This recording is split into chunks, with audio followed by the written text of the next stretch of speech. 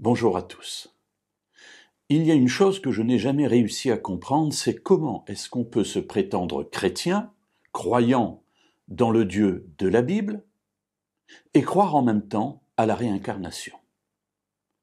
La réincarnation, c'est une croyance selon laquelle, lorsque l'on meurt, une partie de nous-mêmes subsiste et va entrer à nouveau dans une autre entité vivante. Ça peut être un animal, ça peut être un être humain, et le but de la réincarnation, c'est de pouvoir grandir, progresser jusqu'au moment où on atteint l'état qui nous libère de cette chose terrible qu'est la réincarnation.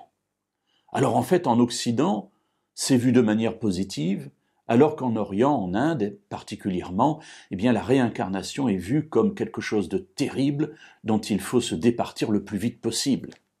Bref, la Bible, elle, présente une autre réalité de vie. Elle nous dit que cette vie que nous menons est la seule que nous avons pour prendre les bonnes décisions. Et la réincarnation, dont je crois qu'elle a été inventée par l'ennemi de Dieu, ça ne fait aucun doute, nous fait croire que nous avons plusieurs vies et que nous avons le temps. Mais la Bible, elle est très précise. Nous avons une vie, celle-ci, pour décider de vivre avec et pour Dieu, et ainsi passer de la mort à la vie. Nous trouvons cette réalité dite de multiples manières dans la parole.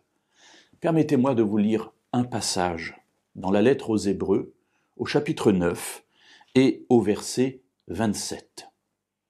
« Et comme il est réservé aux hommes de mourir une seule fois, après quoi vient le jugement, de même aussi le Christ, etc. » Alors, on est là dans un raisonnement montrant que, Jésus est venu, il est mort une seule fois pour nous, mais ce qui m'intéresse, c'est justement dans ce raisonnement la première partie, où il est dit « comme il est réservé aux hommes de mourir une seule fois, après quoi vient le jugement. » Alors mes amis, ne vous laissez pas raconter des histoires sur la mort et sur la vie. La Bible est très claire, nous avons une seule vie, mais nous avons au moins cette vie.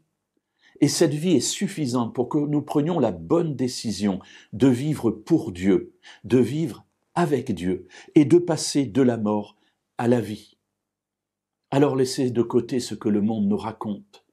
Nous avons une seule mort et après quoi vient le jugement, c'est-à-dire le temps où Dieu déterminera si notre choix de vie a été le bon ou non, ce qu'il respectera. Alors mes amis, ne gaspillons pas notre vie, ne gaspillons pas notre temps, ne gaspillons pas nos énergies, mais choisissons de vivre pour Dieu dès aujourd'hui. Et ainsi, lorsque le jugement viendra et que Jésus reviendra nous chercher pour vivre avec lui, nous serons sauvés.